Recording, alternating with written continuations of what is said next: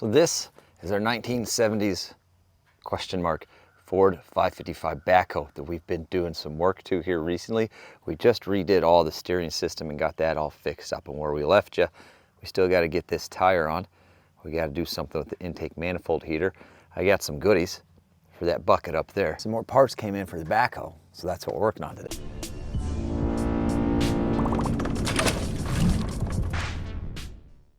We're going to take this tire over to Dirt Perfect shop so we can use his compressor and bead blaster and get that thing set back on the bead force. But before we even fire this thing up, this particular machine has what's called an intake manifold heater. There's a fuel line right here, and that line runs down to the intake manifold heater right there. And it stores just a little bit of diesel fuel in that line. And we got the key into the operation problem solved last time. So you turn the key backwards, there's a heating element in here that heats up, ignites that fuel, and it actually creates a little diesel flame right here in the intake manifold, so that whenever you go to start it after that, you're pulling warm air in. But what we found is there's supposed to be a fuse between here and the little heating element that ignites that diesel fuel. I didn't have one, but we had some come in. So I figured before we actually start this thing up, it's about 60 degrees this morning. Wouldn't call it a cold start, but colder than it's been. Let's see if we can get this thing working and if it helps with the start. It's got a little spade connector that connects it to the element, so we'll put that on this end.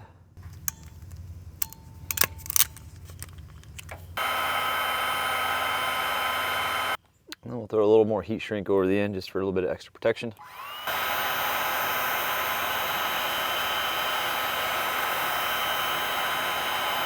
There's our new inline fuse setup. I have not looked at the manual to see what it's supposed to be, so we'll just throw one in there.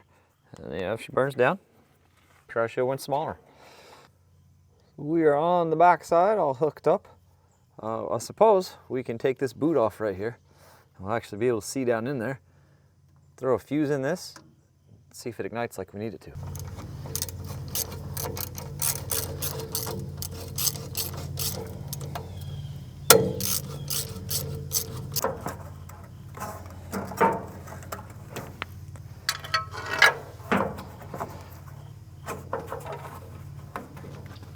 I guess that's just gonna be stuck on there, that's fine. So hopefully we can catch you on the original DJI Action 3 there, and we can see how it works. But the idea, you're supposed to be able to turn this key back to the left.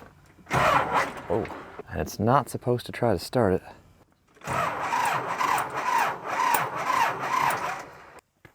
My understanding is the way the manual says is you turn that key backwards, it ignites that. You let it sit for a minute, and then you turn it forwards and start it that way. But maybe it is supposed to try to crank while you do it. That didn't make a whole lot of sense to me, but maybe that is the way it's supposed to work. Anyway, what we're gonna do instead, bench test rigged up here. Oh, buddy. And we've got 12 volts going into the heater element, so we should be able to peek down here and see if it's actually firing up. And then what we can do is put a multimeter on this, and when we turn the key, see if we're getting 12 volts here. And if we are, then we know that that should be doing what it's supposed to do. There's the flame.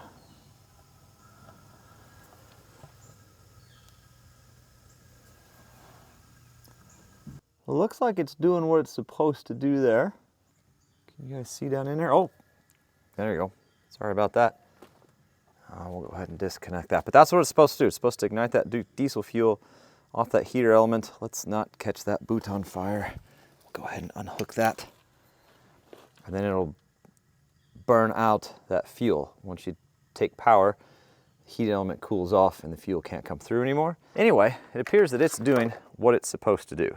So the next question is, I just have a hard time believing that that's going to ignite while you're cranking because it's pulling air past it. So now I've got a test lead into the battery side of that fuse.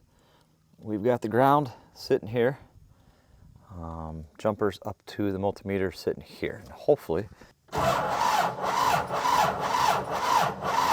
nothing. Sometimes you're your own worst enemy, you know. We're gonna have to hook it up. We're gonna have to actually hook it into the ignition for that to work. Yeah, that's gonna be crucial. Yeah. Tell you what, let's go look at the manual, see what the manual says about the back of this ignition. That'll tell us a lot. Well, then we got to figure out which switch we have. They had several different ignition switch options. Okay, with thermostat, starter assembly. I just don't know if that thing will ignite while it's cranking. I also don't like the idea of wasting battery cranking while it's heating up. I just feel like it ought to be able to, you know, I've got another option here.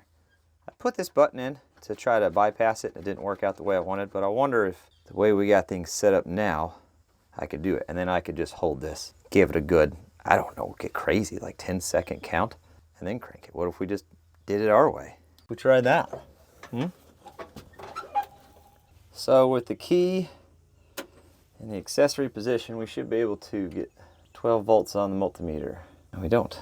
Now that's wild. See, I had some problems with this switch last. Oh, hold on. Listen, I am my own problem most days. Okay, a little bit of ground, probably didn't hurt anything. There we go. 12 volts. Okay, let's keep going with that system. And in theory, key off, we shouldn't get anything. Correct. Perfect. All right, so now we got that connection made to here. We got a little jumper plugged into that side of the fuse connection here. We're just making sure we're working our way down through everything. Should have 12 volts. We do. Fantastic. So now I've got all those connections made and heat shrunk. So in theory, I should be able to hit the button. Oh, nope, there it is.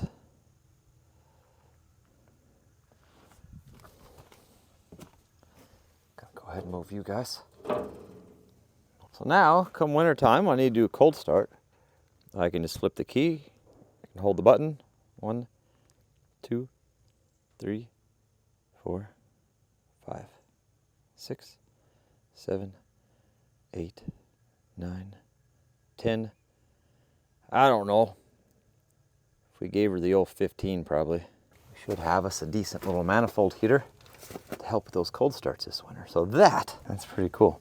For the guys that run these 555s, or the old timers, no offense, I mean all the respect in that, who have run intake manifold heaters, how long are you letting it flame for?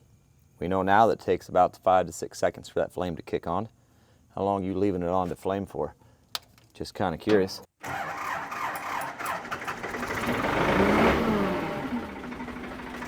feel like it definitely helps.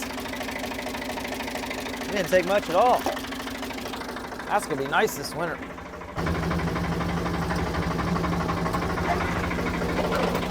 That's gonna be real nice this winter. I mean, that didn't take anything at all to get her going. She's definitely flat on the bottom. So this tire is not holding air. In the previous video that we worked on this machine, we took this off the rim and then put a patch on this hole right here. There's like 4 or 5 plugs. They just weren't doing the job, so we put a patch on it.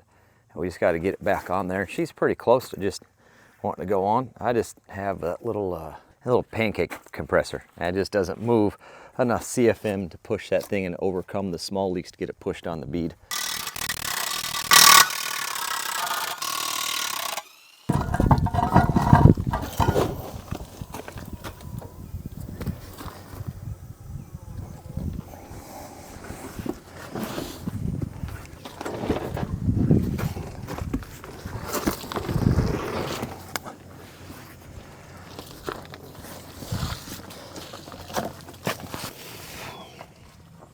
Get under it.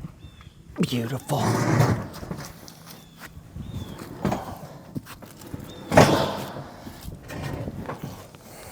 Shouldn't even have to take it off the trailer. We're gonna get it tilted up on one side though, because classic move that I would do is inflate it and then it just gets wedged between the...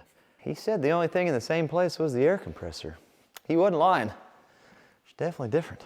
Now we're gonna take the valve stem core out. That way we can get air in there as quickly as possible. Unrestricted opening is what we're looking for. That's what the little cores look like. And then this air tip I took the guts out of it, so it is also just wide open, free flowing. As soon as you put the hose on it, she just flows air fast. So air.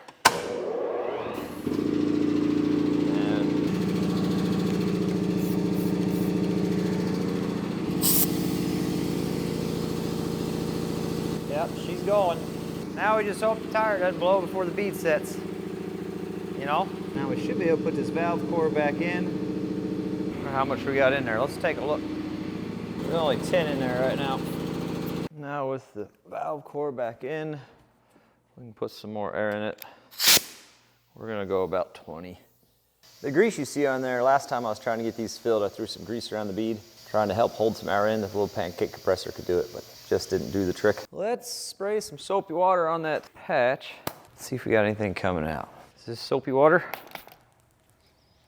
Pure acid, and then like your hand just melts off. That's probably the worst way to test what a fluid is. So even with the plugs, we just had air puking out of this thing before. The hole is right there. We're just spraying soapy water, and obviously if there's a leak, you'll get bubbles. You know, we're looking for like a 2-day tire. I think we got it there. Oh, that's grease. Awesome. There we go.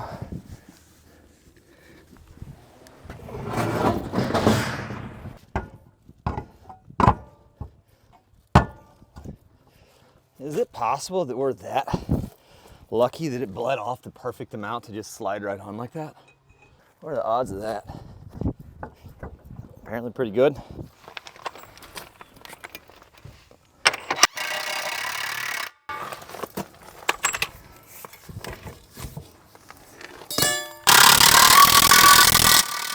The last thing I gotta do on here before we can drive around and start doing a couple other odds and ends with it that I need to do today to really test everything out and then get that bucket set up for the next step in getting this backhoe all finished up.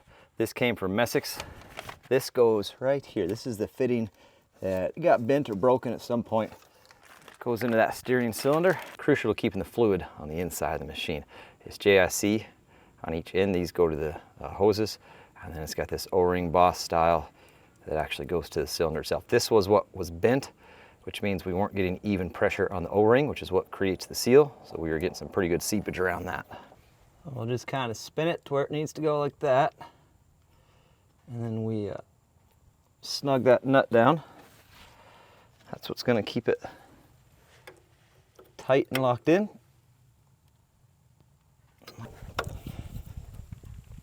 Okay.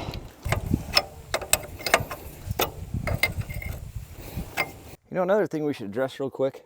See, that's rubbing on that cylinder right there. Or on this, not cylinder, tie rod right here. Tie rod? I don't know. This right here, how it's getting rubbed on.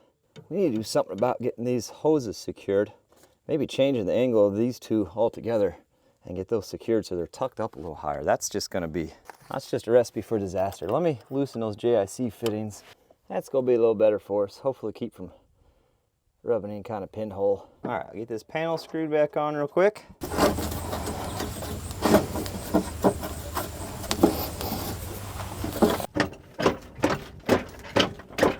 What is happening here?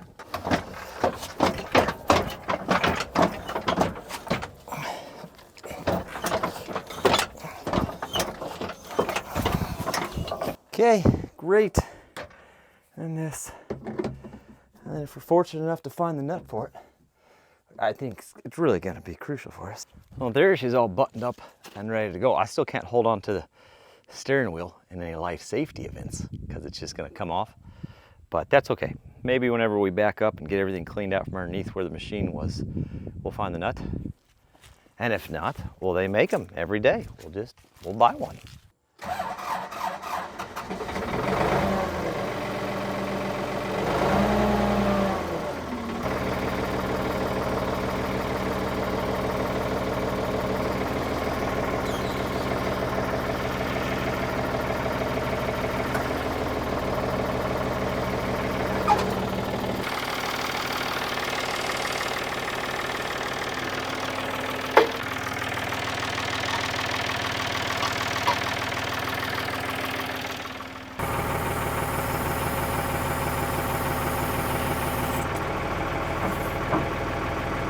So if you remember, since we've got the 304 on the old rent-to-own program, we're gonna take the bucket off and just help get some weight off the back end of this thing. With the extend-a-hole, it adds so much weight on the back that we never have a whole lot of weight on that cutting edge on the loader bucket. We're putting a tooth bar on the loader bucket, which will help with the digging, but if we can take just a little bit of weight off the back, that'll help tremendously. And since we're not gonna be using the buckets, we're just gonna go ahead and take them off. We do plan on saving the buckets, obviously.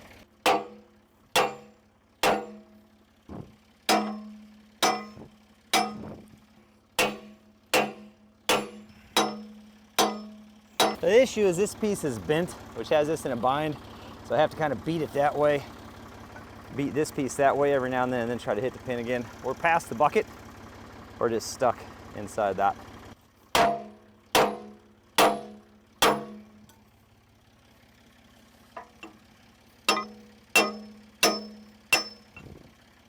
think that's it there.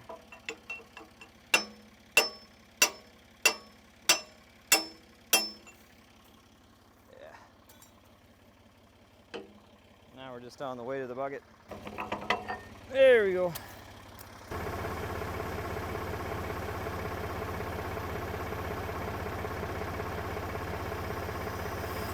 That is going to be the new setup for the back, unless we just get real crazy and take that whole outer stick off. But what a wild concept. So I kind of need to just test the system because we haven't ran it in a minute. But what I'd like to do is get this bucket and this bucket on a pallet and strap down, and then get that ready to move down to World Headquarters along with that hoist. We're not going to be using this hoist. Probably I'll get it on a pallet and moved out before we lose it to the environment. Shop floor could really use a trim. We got the pins in here with keepers, so we won't be losing those. Can't really see the hoist. We'll go over the bucket first and then we'll see if we can figure that out from there.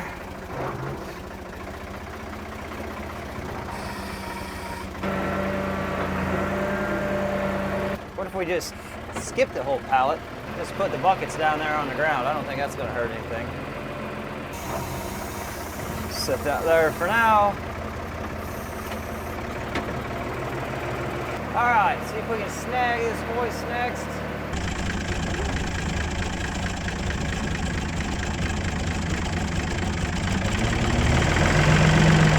Get it off of the ground from back here. We don't plan on using that hoist in the Super Duty project now because we've got the other dump truck.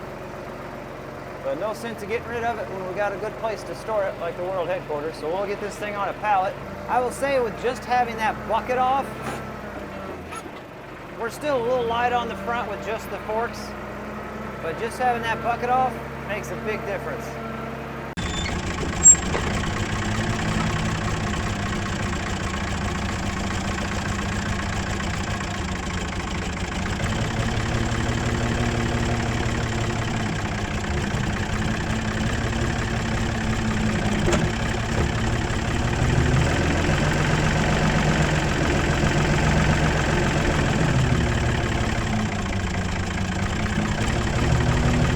So I got some things to take care of this afternoon, but here's the test. We're gonna leave this sit overnight. We'll see how the tire does. I don't think she'll hold air for a week, but if we could get a 2, even 3-day tire out of that, well, we definitely don't have a 2-day boom cylinder.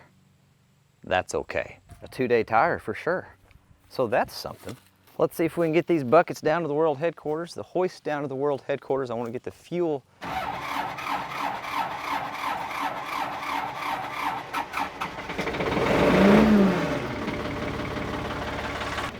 Curl under here real quick and see if we can't square up that, I don't even know how to get to it. Handy thing about not having that nut on there yet. Huh? We got a minor issue here. Oil pressure gauge is leaking. I thought I'd be able to get under there and get a wrench and turn it, but the gauge itself is turning while we're doing that. It's the fitting right here on the back that's loose. It's causing us to leak.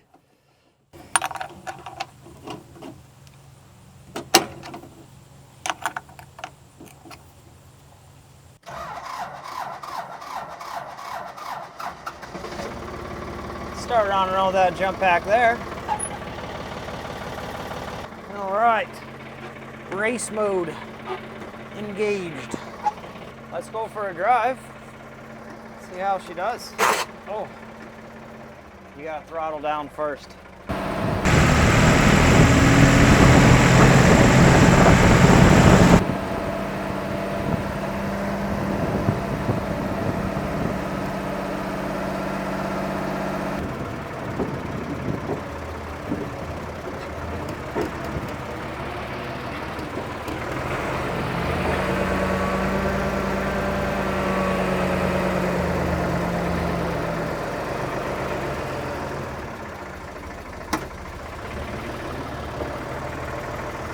See if we can get her wiggled in this door enough. Then whenever we get the 755 up and running, we can shove it back some more. At least we can get it in here out of the weather. Maybe. Maybe.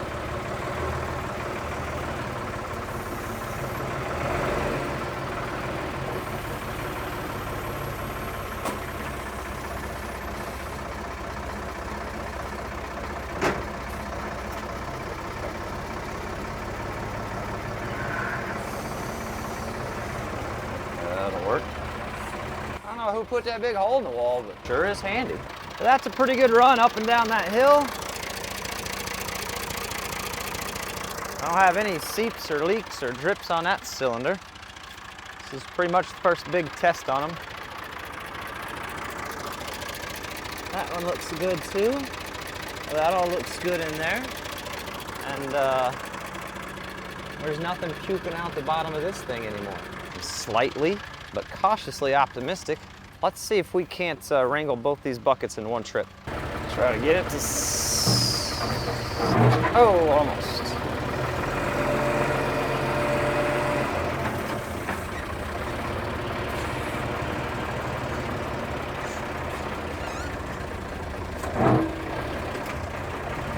I remember my first time.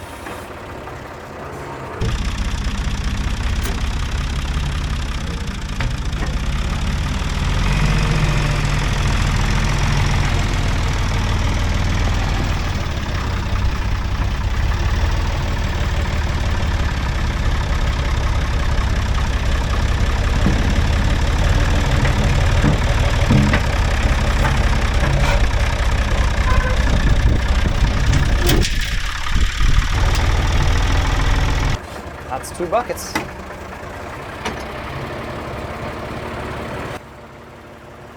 We're just gonna set them right here for now, kind of out of the way of the tree removal. And we can manipulate them with the 304.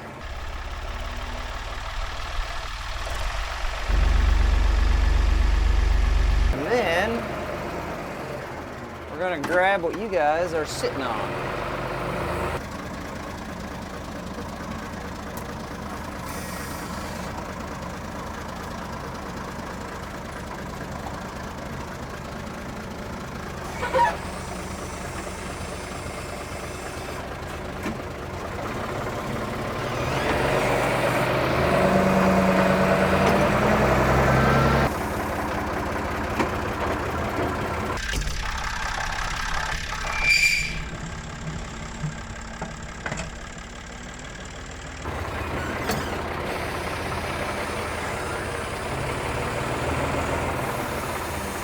See if we can sneak this grapple back here kind of out of the way.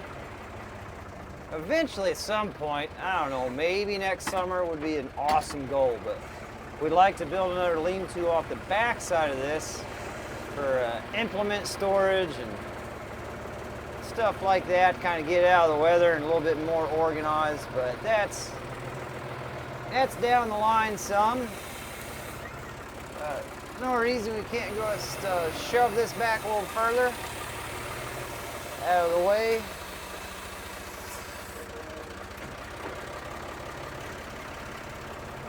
And then I'll probably just go ahead and drop the forks right here. Custom quick attach. Somewhat quick. Somewhat attached. All right.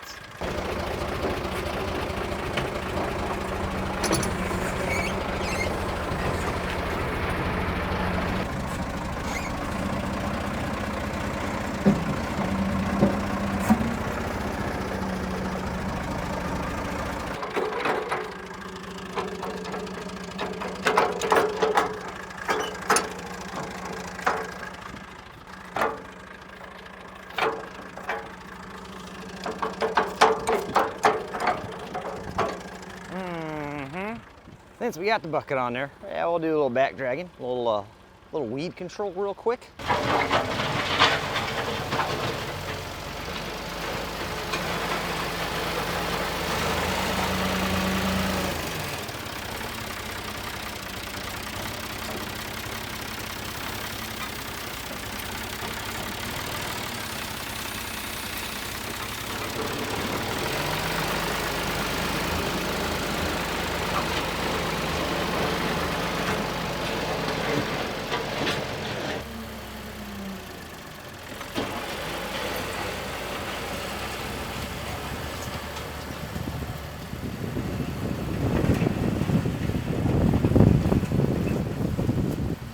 Well, let's take a look at this first. This is our Vever. I think it's like a 58 gallon.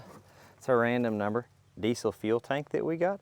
It's a pretty slick setup, and I've been pretty happy with it, but I haven't been using it much because of my own actions here. I put it on this IBC tote. I wanted to kind of protect it a little bit. It is just a plastic tote, but to protect it a little bit, and then I could put other things like oil and grease gun up in this thing.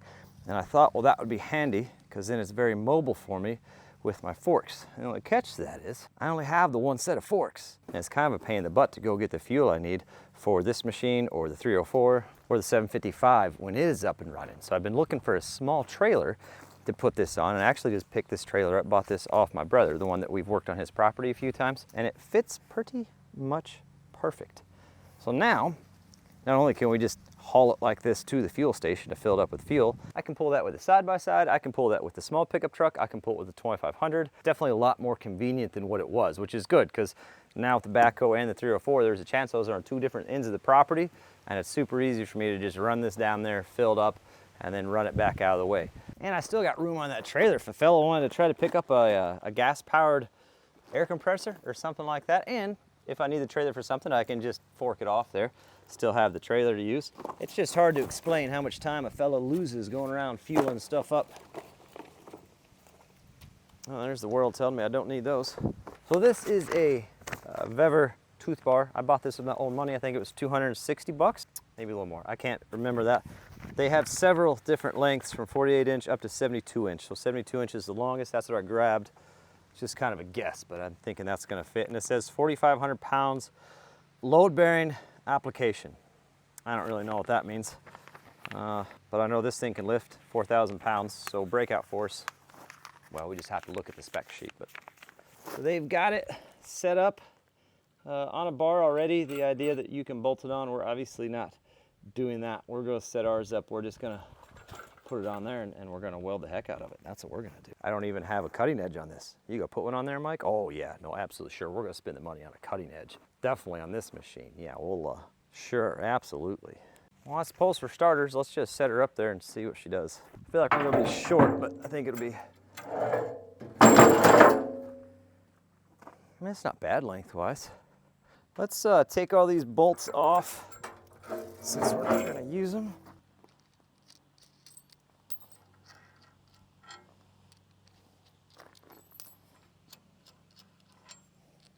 These in here. These are welded on to this plate, and then these are cast with that chamfer on there. So when we go to weld that on, it's already got that chamfer, which is nice. Makes our welding a little bit nicer, a little bit better penetration. Maybe these are just there. Here they are on the back side. So you can loosen those and then maybe clamp it on how you want it to get it positioned for you to weld it on. Maybe that's what that's for, because it's not, there's no nut or anything on the back. I don't know. Let's loosen those up. They are going to definitely be in the way.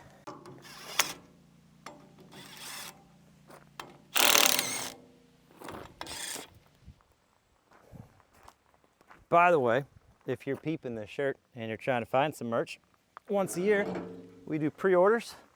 It is that time of year.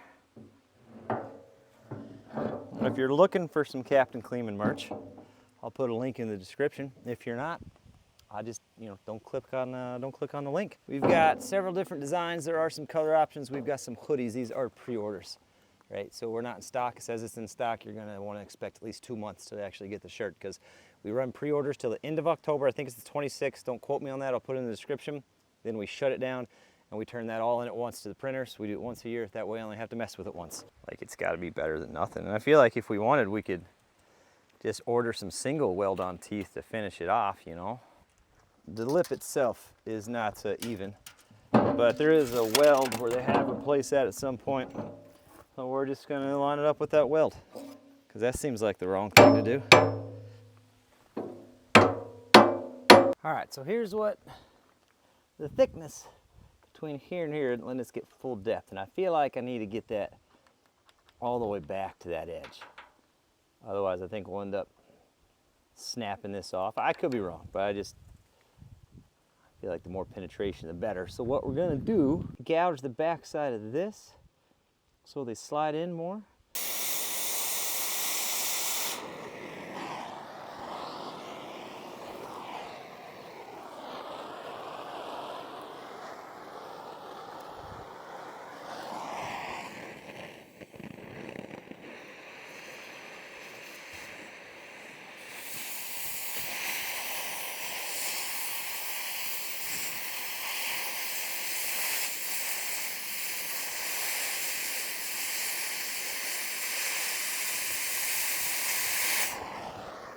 See if that gets us a little closer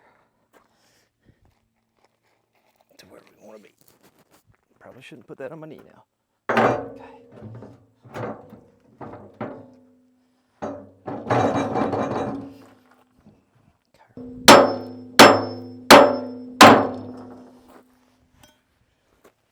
You guys just waiting for me to miss and take my finger off too?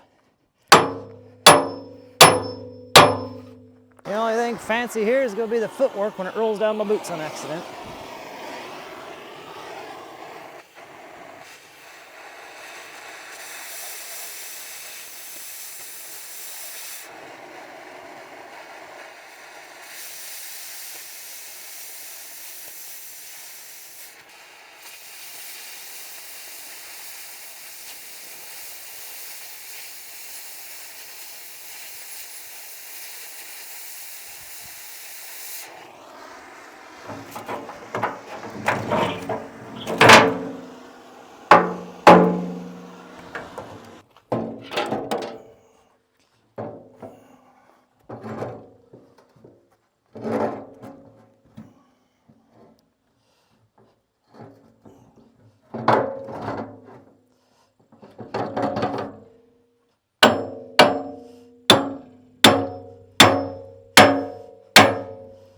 Oh yeah, that's it.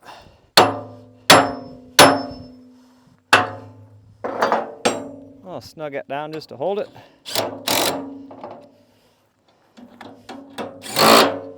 So the power steering is 100% finished, which is awesome.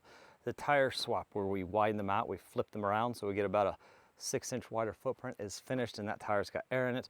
The bucket is off how I want it, and stuff is stored down at the world headquarters where I need it. And now we're on to the tooth bar on the front. She is fit into place. Now she just needs ground down, welded on, and that'll be ready to go. Minus a floor and paint, we're getting pretty close to the whole project being finished. But I'm pretty tickled with the fact that we have some pretty major components 100% finished, like the steering. A little bit of a cleanup up here on the fuel setup, exactly how I want it. So this is pretty cool. Keep saying it, the month of October, there's gonna be a lot of loose ends that come together and these projects get finished out. So I'm pretty daggone excited about it. A little ventilation there, never hurt a fella.